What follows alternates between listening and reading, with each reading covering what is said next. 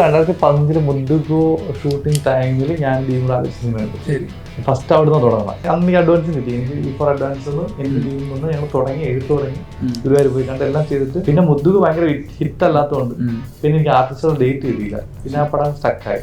ഞാൻ മാറേണ്ടതുണ്ട്. ഞാനാണ് എൻ്റെ പ്രശ്നം എനിക്ക് മനസ്സിലായി. ഞാനില്ലാതെ പടം കുറച്ചുകൂടെ നല്ലൊരു വലിയ ഒരു ഹിറ്റ് മേക്കർക്ക് അത് ചെയ്യാൻ പറ്റും എന്നുള്ള സാധനത്തിലോട്ട്. ഇത്രയും ബഡ്ജറ്റ് ഉണ്ടല്ലോ, 50 സെറ്റ് ഇടുക. അപ്പോൾ ഞാൻ മാറുന്ന സമയത്ത് പിന്നെ വേറെ എനിക്ക് 5-6 ഡയറക്ടേഴ്സ് ഉണ്ടായിരുന്നു. ഈ ഷെയ്ഡ്സ് ഉള്ളവരെ നമ്മൾ കളിയാക്കുമ്പോൾ അവർക്ക് കുറച്ചുകൂടെ രസം വരും. അവർക്ക് ഈ നമ്മൾ റാഞ്ചുറ സ്പീക്കിങ്ങിൽ വിജയരാമനെ കളിയാക്കുമ്പോൾ നമുക്ക് ഭയങ്കര ഇത്രയും വലിയ വില്ലനെ നമ്മൾ കളിയാക്കുമ്പോൾ ഈ തെങ്കാശി പണ്ടത്തിലെ സുരേഷ് ഗോപിയും ലാലും അവർ എന്തും ആരെ ഇടിച്ചിടുന്ന രണ്ട് എന്താ പറയാ കാളക്കുറ്റന്മാരെ പോലത്തെ രണ്ടുപേരായിരുന്നു. അവരെ വെച്ച് കളിയാക്കുമ്പോൾ നമുക്ക് ചിരി വന്നു. ഞാനതാ പറയുന്നത്, ആദ്യത്തെ തോട്ടൊക്കെ അങ്ങനെയായിരുന്നു. എനിക്ക് വർക്കാവുന്ന സിനിമയെ കുറിച്ചായിരുന്നു. ശരി. പിന്നെ രണ്ടാമതിന്റെ വാശിയായിരുന്നു എനിക്ക് എന്നെ ഇഷ്ടമില്ലാത്തതും പടം ഇഷ്ടപ്പെടണം അവസാനമായിരുന്നു. പിന്നെ ഈ ദീപ് ആണെങ്കിലും ഈ പറയുന്നത് നമ്മൾ പറയുന്നൊക്കെ ഇറ്റ് പടം ചെയ്തു വരുമ്പോൾ നമുക്ക് പിന്നെ എല്ലാത്തിനും നമ്മൾ പറയുന്ന തീരുമാനങ്ങൾ എല്ലാവരും കൂടെ നിൽക്കുമല്ലോ.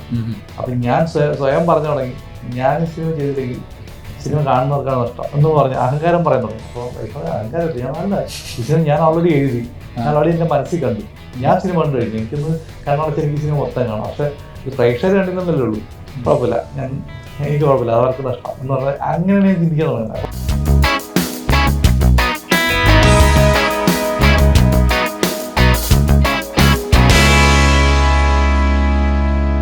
CPX ടോക്സിലേക്ക് എല്ലാവർക്കും സ്വാഗതം. ഇന്ന് എൻ്റെ അടുത്തുള്ളത് വിപിൻ ദാസ് ആണ്. കുറച്ച് സിനിമകൾ കൊണ്ട് തന്നെ മലയാളികളെ പൊട്ടിച്ചിരിപ്പിക്കാൻ പഠിപ്പിച്ച, അല്ലെങ്കിൽ കുറെ ഈ ജോണർ ഒന്നുമല്ല എനിക്ക് വേറെ ജോണറും ചെയ്യാൻ പറ്റുമെന്ന് തെളിയിച്ച, അന്താക്ഷരി പോലുള്ള സിനിമയിലൂടെ തെളിയിച്ച ഒരാളാണ്.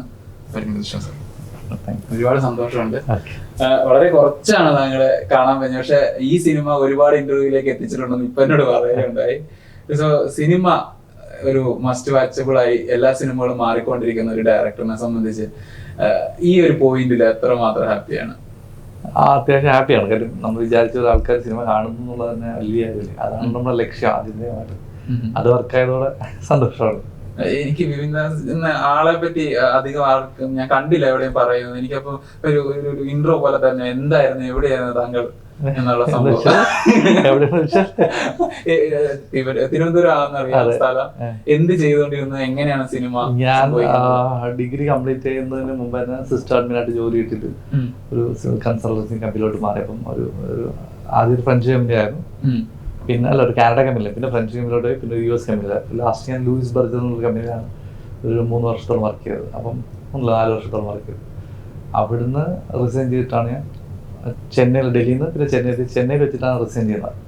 അതാണ് ഞാൻ സിനിമ എന്ന് പറയുന്നത് 2008 തുടങ്ങുന്നത്. പിന്നെ അത് ഇങ്ങനെയായി. സിനിമ എന്ന് പറഞ്ഞ് ഇറങ്ങുമ്പോൾ പ്രാരാബ്ദങ്ങൾ ഉണ്ടാവും അറിയാവുന്നതുകൊണ്ട് ഞാൻ കൂട്ടി വെച്ചിട്ട് ഇറങ്ങിയിരുന്നെന്ന് പറഞ്ഞു. അപ്പൊ ഒരു പ്രതിസന്ധി ഉടലെടുത്തു. ശരിക്കും പ്ലാൻഡ് ആയിരുന്നു. എന്നാണ് സിനിമ തലക്ക് പിടിച്ചത്, സിനിമ പ്രാന്താവുന്നത്? എക്സാക്ട് ഡേറ്റ് മനസ്സിലായി. പക്ഷെ സ്കൂൾ കോളേജ് ടൈമിലൊക്കെ നമ്മള് സിനിമയുടെ പുറകെയാണ്. മാനസികമായിട്ട് സിനിമ എപ്പോഴും വേണം. എനിക്കൊന്ന് അന്ന് പ്രീ ഡിഗ്രി ടൈമാണ്. പ്രീ ഡിഗ്രി ടൈമിൽ ജോൺ കുട്ടി, നമ്മളെ ഈ ഗുരുവായൂരിൻ്റെയും ഒക്കെ എഡിറ്ററാണ് ജോൺ കുട്ടി. പുള്ളി അന്ന് സ്പോട്ട് എഡിറ്ററായിട്ട് കയറുകയാണ് ആ സമയത്തൊക്കെ. എനിക്കൊന്നും കലാഭവനിൽ വർക്ക് ചെയ്യും. പിന്നെ പുള്ളി സ്പോട്ട് എഡിറ്ററായിട്ട് കയറി. അപ്പോൾ ആ സമയത്ത് എനിക്ക് പുള്ളിയെ പരിചയമുണ്ട്. എനിക്കിൻ്റെ ഒരു 15-16 വയസ്സുള്ള സമയത്ത് ഞാൻ ഇവിടെ ക്രിക്കറ്റ് കളിക്കാൻ വരും. അപ്പോൾ പുള്ളിയോട് ഞാൻ പറയും എനിക്ക് സിനിമ ഡയറക്റ്റ് ചെയ്യണം. അപ്പോൾ പുള്ളി ഇവർ എന്താ ഡയറക്ഷൻ ഒന്നും അറിയാതെ ഇവർ എന്താ പറഞ്ഞത് പുള്ളി കളിയൊക്കെ വരും. എന്നിട്ട് പുള്ളിനെ കുറേ റിക്വസ്റ്റ് ചെയ്ത് പുള്ളി പറഞ്ഞു വേണ്ട, നിന്റെ വീട്ടിലെ അമ്മയും അച്ഛനൊക്കെ എന്നെ വഴക്ക് പറയും, എന്നെ വഴി തിരിച്ചുകൊണ്ട് പുള്ളി നെഗ്ലക്ട് ചെയ്തു. എന്നെ ഒരു വിധത്തിൽ സമ്മതിക്കുന്നില്ല പുള്ളി. അപ്പം അങ്ങനെ കുറേ ഞാൻ പറഞ്ഞു നോക്കി, നടന്നില്ല ആ സമയത്തൊക്കെ. അപ്പൊ പുള്ളി വെച്ച് ചുമ്മാ വിചാരിക്കുന്ന പോലെ അല്ല എന്ന് വെച്ചിട്ട് വിടും. പുള്ളി ഒട്ടും സീരിയസ് ആയിട്ട് എടുത്തിട്ടില്ല. പിന്നെ ഞാനിങ്ങനെ പതുക്കെ ഈ സിനിമ തലയ്ക്ക് പിടിച്ചിട്ടുണ്ട്. പിന്നെ അത് കഴിഞ്ഞിട്ട് ജോലി റിസൈൻ ചെയ്ത് തിരിച്ച് വന്ന് ഫസ്റ്റ് പടം അനൗൺസ് ചെയ്ത് ഷൂട്ട് കഴിഞ്ഞിട്ടാണ് നമ്മൾ അനൗൺസ് ചെയ്യുന്നത്. ശരി, അപ്പോഴാണ് പുള്ളി എന്നെ വിളിച്ചത് വീണ്ടും. നീയാണ് നിന്റെ ഓട്ടോ വളർന്നു വെച്ചിട്ട് പുള്ളി ചോദിച്ചായിരുന്നു. അപ്പോൾ ഇടയ്ക്ക് പുള്ളി അറിയുന്നുണ്ട് ഇവ എന്തൊക്കെയാണ് ചെയ്യാൻ നടക്കുന്നത്. സിനിമ എന്നുള്ള പുള്ളി കിട്ടിയിട്ടില്ല. അപ്പം അപ്പം പുള്ളി പറഞ്ഞു നീ എവിടെയൊക്കെ തള്ളി കളിച്ചിട്ട് നീ തിരിച്ചു വന്നല്ലോ എന്ന് പുള്ളി പറയുന്നു. അപ്പം ഞാനതിങ്ങനെ എനിക്ക് ആ റൂട്ട് കൃത്യമായിട്ട് അറിയില്ല, പക്ഷെ എന്നാൽ ഇടയ്ക്കിടയ്ക്ക് ഇങ്ങനെ തോന്നിയിട്ടുണ്ടാവും. സംവിധായകനെ സംബന്ധിച്ച് അയാളുടെ ആദ്യത്തെ ഒരു പടം അല്ലെങ്കിൽ തുടങ്ങുക എന്ന് പറയുന്നത് ഭയങ്കര ഒരു ചോയ്സ് ആണ്. ഏത് പടം എങ്ങനത്തെയാണെന്ന് ഇപ്പൊ തന്നെ വിന്ദാസേട്ടനോട് വരുന്നുണ്ടെന്ന് പറഞ്ഞപ്പോഴത്തേക്ക് ഞങ്ങൾ കുറച്ച് പേര് ഒരു മണ്ടേ നമുക്ക് പറഞ്ഞിരിക്കാം, അപ്പൊ ഏതെടുക്കും എന്നുള്ള ഒരു സംശയം ഉണ്ടായിരുന്നു. മുതുക എന്ന സിനിമ ആദ്യം അത് തന്നെയായിരുന്നു ആദ്യത്തെ സിനിമ? അല്ലല്ല, ഞാൻ അത് സീരിയസ് ആയിട്ടൊരു ത്രില്ലർ പടമായിരുന്നു. നടന്നില്ല, അത് കുറച്ച് ബഡ്ജറ്റ് ഉണ്ടായിരുന്നു. പിന്നെ ഒരു ഫീമെയിൽ സെൻട്രൽ ഒക്കെ ആയിട്ടൊരു പടം. അപ്പോൾ അതിൻ്റെ ഒരു ബഡ്ജറ്റെല്ലാം കൊണ്ട് നടന്നില്ല. അന്ന് ആ സമയത്താണ് ഞാൻ പല്ലിശ്ശേരി പരിചയപ്പെടുന്നത്. പല്ലിശ്ശേരി ഞാൻ പ്രശാന്ത് പിള്ളയൊക്കെ ഒരുമിച്ചിരുന്നാണ് കഥ ഡിസ്കസ് ചെയ്യുന്നത്. ആ സമയത്ത് പുള്ളിയുടെ പടം പുള്ളി ആമേൻ ചെയ്യണം. അപ്പം ഞാൻ ഇത് ചെയ്യുന്നു. നമ്മുടെ സെൻട്രൽ പോയിന്റ് പ്രശാന്ത് പിള്ളയാണ്. നമ്മൾ ഒരുമിച്ചിരുന്ന പ്രശാന്ത് അവിടെ കുറച്ചേരിക്കും ഇവിടെ കുറച്ചേരിക്കും മ്യൂസിക്കിനുണ്ട്. എങ്ങനെയൊക്കെ ഇരുന്ന് ഒന്ന് വർക്ക് ചെയ്ത് നോക്കി. പക്ഷേ ആ ബഡ്ജറ്റിൻ്റെ ഒക്കെ ഒരു പ്രശ്നം കൊണ്ടൊന്നും നടന്നില്ല. ഫസ്റ്റ് പടമല്ലേ, അപ്പം നമുക്കത് കിട്ടുന്നില്ല. നമ്മൾ ഫസ്റ്റ് പടം ചെയ്യാൻ ഭയങ്കര പാടാണ്. പിന്നെ നീട്ടാണ് മുദ്ദുക പോലത്തെ ഒരു ഫൺ മൂവിയിലോട്ട് പ്ലാൻ ചെയ്തത്. പിന്നെ അത് വർക്കായിരുന്നു. ഉറപ്പായിട്ടും മുദ്ദുക ഒരു അണ്ടർറേറ്റഡ് സിനിമയായിട്ടാണ് എനിക്ക് തോന്നാറ് പലപ്പോഴും. നല്ലൊരു സിനിമയാണ്. ആ ഒരു ജോണറിൽ ഭയങ്കര രസമായിട്ട് എനിക്ക് തോന്നുന്നു. ഈ വില്ലന്മാരെ ഇത്തരത്തിൽ കോമഡിയിലേക്ക് വിടുന്ന ഒരു സബ്ജക്ട് അത് എപ്പോഴും വർക്കാവുന്ന ഒരു സാധനമായിട്ട് തോന്നിയിട്ടുണ്ടോ? അതുകൊണ്ട് ഇപ്പം ഗുരുവായൂരിലും രാജ്യമാണ് എനിക്ക്. ജയിലും നെഗറ്റീവ് ഷെയ്ഡ്സ് ഉള്ളവരെ നമ്മൾ കളിയാക്കുമ്പോൾ അവർക്ക് കുറച്ചുകൂടെ രസം ചിരി വരും. പിന്നെ അവർക്ക് ഈ നമ്മൾ റാഞ്ചറ സ്പീക്കിങ്ങില് വിജയരാമനെ കളിയാക്കുമ്പോൾ നമുക്ക് ഭയങ്കര ഇത്രയും വലിയ വില്ലനെ നമ്മൾ കളിയാക്കുമ്പോൾ ഈ തെങ്കാശി പണത്തില് സുരേഷ് ഗോപിയും ലാലും അവർ എന്തും ആരെ ഇടിച്ചിടുന്ന രണ്ട് എന്താ പറയാ കാളക്കുറ്റന്മാരെ പോലത്തെ രണ്ടുപേരായിരുന്നു. അവരെ വെച്ച് കളിയാക്കുമ്പോൾ നമുക്ക് ചിരി വന്നു. ഗോഡ് ഫാദർ എല്ലാം ഒരു തില്ലേക്കൻ എന്നൊക്കെ പറഞ്ഞാൽ ഇപ്പുറത്ത് ജോണി ചേട്ടൻ, ഇപ്പുറത്ത് സിദ്ദിഖ് എന്നൊക്കെ പറയും. അങ്ങനെ മത്സരം ഒരു മറ്റേ റെസ്ലിംഗ് കാണുന്ന പോലത്തെ ഫീലാണല്ലോ. പക്ഷെ അതിൻ്റെ ഇടയിൽ കോമഡിയിൽ ഇവരെ കളിയാക്കുമ്പോൾ പറഞ്ഞാൽ ചിരി വരുന്നുണ്ട്. അപ്പം വില്ലന്മാരെ നമ്മളെപ്പോഴും കളിയാക്കുമ്പോൾ എപ്പോഴും നമുക്ക് ചിരി വരും, കുറച്ചുകൂടി വരും. അപ്പം അത് യൂട്ടിലൈസ് ചെയ്യുന്നേ ഉള്ളൂ. അതിനുശേഷമാണ് അന്താക്ഷരി പോലൊരു പടം ശരിക്കും അതൊരു ഐ ഓപ്പണർ പോലെ തന്നെയായിരുന്നു. ഇങ്ങനൊരു പടം ചെയ്യാൻ പറ്റുന്ന ഒരാളാണ്, അല്ലെങ്കിൽ അത്തരത്തിലൊരു ജോണർ ഷിഫ്റ്റ് ഭയങ്കര രസമായിരുന്നു. അത് എഡിറ്റർ ത്രില്ലർ പടമാണ് ആദ്യം വിചാരിച്ചിരുന്നു പറഞ്ഞു. അപ്പം ഇതിങ്ങനെ എക്സ്പെരിമെന്റ് ചെയ്യുന്ന പരിപാടി ഇപ്പോഴും ഉണ്ടോ? അല്ല, എക്സ്പെരിമെന്റ് അല്ല, എനിക്ക് ഇഷ്ടമുള്ള കഥകൾ ചെയ്യുന്നുള്ള. അതിനകത്ത് ഈ കഥ പറയേണ്ട ഏറ്റവും നല്ല രീതി ഏതാണെന്നുള്ളതാണ് എൻ്റെ സമയം എടുക്കുന്ന ഒരു പരിപാടി. സ്ക്രിപ്റ്റ് എഴുതാനൊക്കെ എഴുതിയപ്പോൾ ഞാൻ പിന്നെ ആലോചിക്കുന്നത് എങ്ങനെ പ്രസന്റ് ചെയ്യണം, എങ്ങനെ ആളുകൾ കാണണം. മുദ്ദുക കണ്ടപ്പോൾ എനിക്ക് കുറച്ചും കൂടി അതിൻ്റെ മനസ്സിലുള്ള സിനിമ, എനിക്കിഷ്ടമുള്ള സിനിമ എന്നുള്ള ഒരു സാധനം ഉണ്ടായിരുന്നു.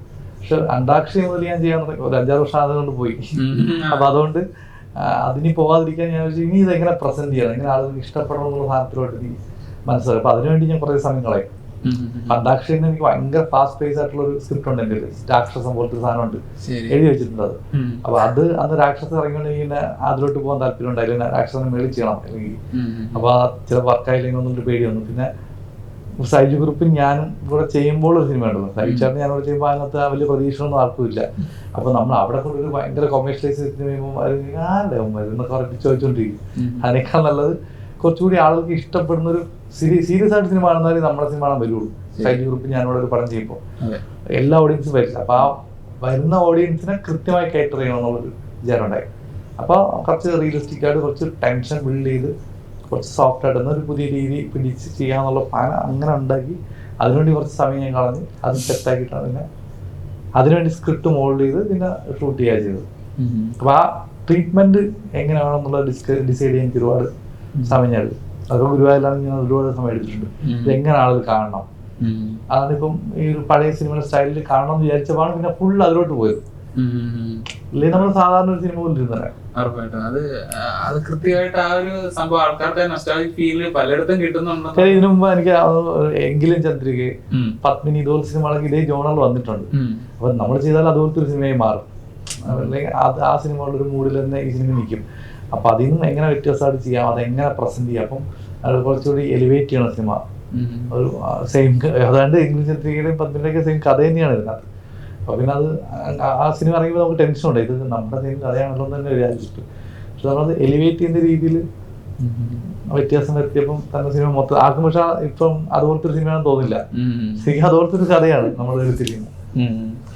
എനിക്ക് തോന്നുന്നു ജയ തന്നൊരു ബൂസ്റ്റ് അത് ഭയങ്കരമാണ്. കാരണം അവിടുന്ന് നേരെ എത്തുന്ന ഗുരുവായൂരമ്പലം എന്ന് പറഞ്ഞൊരു സ്റ്റാർ കാസ്റ്റ് പൃഥ്വിരാജ്, അദ്ദേഹത്തിന്റെ ഒരു ലെവൽ എന്ന് പറഞ്ഞിട്ടുണ്ടെങ്കിൽ മലയാള സിനിമയെ റെപ്രസെന്റ് ചെയ്യുന്ന രീതിയിലേക്ക് എത്തിയ ഒരു മനുഷ്യനെ വെച്ചിട്ട് അത് ഇങ്ങനെ ഒരു പടത്തിലേക്ക് കാശ് ചെയ്യുമ്പോഴേക്കും അത് ഭയങ്കര രസമുള്ള കാര്യമാണ്. അത് ആലോചിക്കുക എന്ന് പറഞ്ഞാൽ തന്നെ ഭയങ്കര രസമുള്ള കാര്യമായിരുന്നു. അപ്പം ആദ്യം ദീപചേട്ടൻ ഈ കഥയായിട്ട് ഇങ്ങനെ വരുമ്പോൾ അയാൾക്ക് മനസ്സിലൊരാളുണ്ട്, അതിനെ പൊളിച്ചിട്ട് ഇങ്ങനെ ഒരു ക്യാരക്ടർ ഷിഫ്റ്റിലേക്ക് വരുമ്പോഴത്തേക്ക് ദീപുചേട്ടന്റെ കോൺഫിഡൻസ് എന്തായിരുന്നു? അല്ല, ഫസ്റ്റ് ഇത് 2015 മുദ്ദുഗോ ഷൂട്ടിംഗ് ടൈമിൽ ഞാൻ ദീപുടെ സിനിമ എടുത്തു. ശരി, ഫസ്റ്റ് അവിടുന്ന് തുടങ്ങണം. അപ്പോഴും പക്ഷെ മുദ്ദുഗോ ഹിറ്റാണ്. അന്ന് അഡ്വാൻസ് കിട്ടി എനിക്ക്. ഈ ഫോർ അഡ്വാൻസ് എനിക്ക് ദീപിൽ നിന്ന് ഞങ്ങൾ തുടങ്ങി, എഴുത്ത് തുടങ്ങി, ഗുരുവായൂർ പോയി കണ്ട് എല്ലാം ചെയ്തിട്ട് പിന്നെ മുദ്ദുഗോ ഭയങ്കര ഹിറ്റ് അല്ലാത്തതുകൊണ്ട് പിന്നെ എനിക്ക് ആർട്ടിസ്റ്റുകളുടെ ഡേറ്റ് കിട്ടിയില്ല. പിന്നെ ആ പടം സ്റ്റക്കായി. അതൊരു 1.5 വർഷം നമ്മൾ കൊണ്ടുവന്നു. പലയിടത്തും പോയിട്ട് ഒന്നും നടന്നില്ല. പിന്നെ അത് ഞാൻ മാറേണ്ടിരുന്നു. ഞാനാണ് എൻ്റെ പ്രശ്നം, എനിക്ക് മനസ്സിലായി. ഞാനില്ലാതെ പടം കുറച്ചുകൂടെ നന്നായിട്ടൊരു വലിയ ഒരു ഹിറ്റ് മേക്കർക്ക് അത് ചെയ്യാൻ പറ്റും എന്നുള്ള സാധനത്തിലോട്ട്. ഇത്രയും ബഡ്ജറ്റ് ഉണ്ടല്ലോ, അമ്പലം സെറ്റ് ഇടുക. അപ്പോൾ ഞാൻ മാറുന്ന സമയത്ത് പിന്നെ വേറെ എനിക്കൊന്ന് 5-6 ഡയറക്ടേഴ്സ് വന്നു ആ പടം ചെയ്യാൻ. Super hit block buster directors ഒക്കെ തന്നെ വന്നു. അവർ പല നടന്മാരെടുത്തും പോയി, ഇൻക്ലൂഡിങ് പൃഥ്വിരാജ് എടുത്തു. അപ്പോഴാണ് ഈ ബേസിൽ ഡയറക്ടറാണ് പൃഥ്വിരാജ് ചെയ്യാൻ അപ്പുറത്തെ നടനൊക്കെ വെച്ചിട്ട് പ്ലാൻ ചെയ്തപ്പോൾ ഇങ്ങനെ പോയി കറങ്ങി തിരിഞ്ഞ് ജെ വന്നപ്പം എൻ്റെ രീതികളും മാറി. ജെയുടെ മിക്സിങ് ടൈമിലാണ് സാരിച്ചേട്ടനെ വേണ്ടി ഞാൻ കാണുന്നത്. അപ്പോൾ സാരിച്ചേട്ടൻ നമുക്കൊരു പടം ചെയ്തുകൊണ്ടെന്ന് വെച്ചാൽ ഞങ്ങൾ ചെയ്യാം, പക്ഷെ ഒറ്റ കണ്ടീഷൻ, ഞാൻ ആ പടമാണെങ്കിൽ ഞാൻ ചെയ്യാൻ പറയും. വേറെ പെട്ടെന്ന് എൻ്റെ ഒരു കഥയൊന്നും ഇല്ലെന്ന് പറഞ്ഞു. അപ്പം പറഞ്ഞ എനിക്ക് അതുണ്ടോന്ന് വെച്ചപ്പോൾ അത് ഓണാണ് അപ്പോഴും. എന്നാലും ചെയ്യാന്ന് പറയും. ദീപിനെ വിളിച്ചു, ഞാൻ ബേസിൽ ഞാനിവിടെ ചെയ്യാം എന്നുള്ളതാണ്. അപ്പം അതിനകത്ത് രാജു പിന്നെ ഇതിനായി. അപ്പം രാജു എന്നോട് ഒരു പടം ചെയ്യാന്നുള്ള പ്ലാൻ ഉണ്ടായപ്പോൾ ഞാൻ ഓൾറെഡി ഒരു കഥ ഫിക്സ് ചെയ്തിട്ടുണ്ട്. അപ്പം അത് ചെയ്യാന്നുള്ള പ്ലാൻ നിൽക്കാൻ. അപ്പോൾ എനിക്ക് അപ്പം തോന്നി രാജു ചെയ്താൽ നന്നായിരിക്കും. ഞാൻ ചോദിച്ചു, രാജുവിനോട് ചോദിച്ചു ഇത് ചെയ്യാൻ പറ്റുമെന്ന് ചോദിക്കാൻ. രാജു കേൾക്കാന്ന് പറഞ്ഞു. രാജു ഓൾറെഡി ഇത് കേട്ടിട്ടുണ്ട്, എന്നാലും കേൾക്കാന്ന് പറഞ്ഞു. അപ്പം ഞാൻ ചെന്ന് പറയുമ്പോൾ രാജു, ഞാൻ പറയാം ആദ്യമേ പറഞ്ഞു ഇതാണ് ക്യാരക്ടർ, ഇത് നിങ്ങൾ ചെയ്യൂ. രാജു ഇന്ന് ആലോചിച്ചു. ഇനി ഞാൻ നരേറ്റ് ചെയ്യാം. ഇനി നരേറ്റ് ചെയ്യുമ്പോൾ പുള്ളിക്ക് അപ്പോഴും പുള്ളി ആ ആംഗിളിൽ ചിന്തിക്കാൻ തുടങ്ങി. അപ്പോൾ പുള്ളിക്ക് ഭയങ്കര രസമായിട്ട് തോന്നി. അപ്പം പിന്നെ ഈ ദീപു ആണെങ്കിലും ഈ ഫോറാണെങ്കിലും നമ്മൾ പറയുന്നതൊക്കെ ഒരു ഹിറ്റ് പടം ചെയ്തു വരുമ്പോൾ നമുക്ക് പിന്നെ എല്ലാത്തിനും നമ്മൾ പറയുന്ന തീരുമാനങ്ങൾ എല്ലാവരും കൂടെ നിൽക്കുമല്ലോ. അപ്പോൾ രാജു നിന്നു അതിനോട് അപ്പം നമുക്ക് ചെയ്യാം അങ്ങനെ. അപ്പം ഞാൻ പറഞ്ഞു കണ്ടന്റ് ഇല്ല, ഏജിയുടെ കണ്ടന്റ് ഇല്ല, അതൊരു ബാഗേജാണ്, നമുക്ക് പ്രശ്നമാണ്. പക്ഷെ നമ്മൾ ഔട്ട് ആൻഡ് ഔട്ട് കോമഡി പടം എന്നുള്ള പ്ലാനിൽ പോവാണ്. ഓക്കെ പൊയ്ക്കോ എന്നുള്ള രീതിയിൽ പുള്ളി പ്രൊഡക്ഷനിൽ ജോയിൻ ചെയ്യാൻ എന്നാലും വയബിൾ ആവുള്ളൂ. അങ്ങനെ ചെയ്യാതാണ്. ജയജയിലേക്ക് ആഡ് ചെയ്യുന്ന കുറച്ച് ഹ്യൂമർ എലമെന്റുകളുണ്ടല്ലോ. ഇപ്പം വിപിൻ ചേട്ടന്റെ വക്ക കുറച്ച് പരിപാടികൾ ഈ പറഞ്ഞു ഇതിനകത്ത് എന്റെ കുറച്ച് സാധനങ്ങൾ ഇട്ട് വേറെ രീതിയിൽ അവതരിപ്പിച്ച് ചെയ്യുമ്പോഴാണെന്ന്.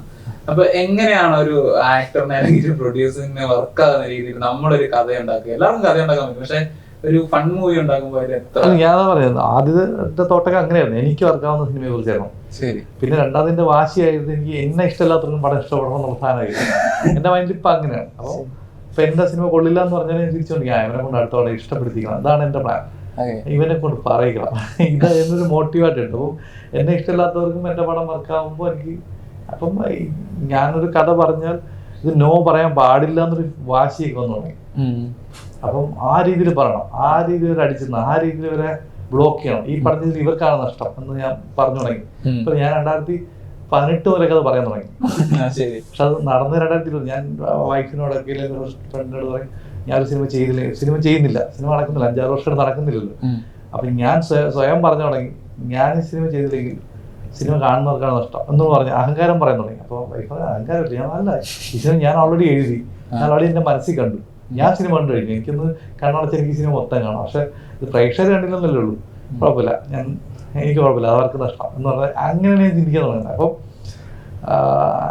അപ്പം ഒരു പ്രൊഡ്യൂസറുടെ അടുത്ത് കഥ പറയുമ്പോൾ ഒരു ആക്ടർ തോന്നും ഇത് ഇവന് ഇഷ്ടപ്പെടണം, ഇത് ഇയാൾക്ക് ഇഷ്ടപ്പെടണം എന്ന് വെച്ചാൽ അങ്ങനെ ഒരു മോട്ടീവായി. അപ്പോൾ അതിനുള്ള എല്ലാ എലിമെന്റും ഞാനത് ആടി.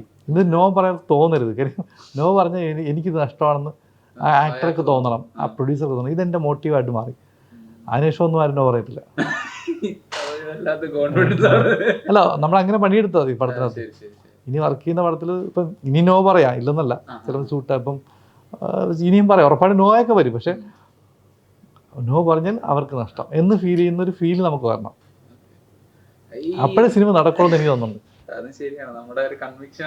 അല്ല നമ്മള് അവരെ പുറകെ നടന്ന് നമ്മള് സാറെന്ന് വിളിച്ചാൽ അവർക്ക് പിന്നെ അവർ 10 ഞാൻ ചെയ്യുന്നുണ്ട് ഇല്ലേ വിട്ടേക്കുന്നുണ്ട്. ഞാൻ പോകുമ്പം ഇന്നിപ്പോൾ നടന്നില്ലെങ്കിൽ ശരിയാവില്ലല്ലോ, അവർക്ക് അവർ നേരം ചെയ്താലോ എന്ന് വെച്ചിട്ട് ഓടി വരുന്നവരുണ്ട്.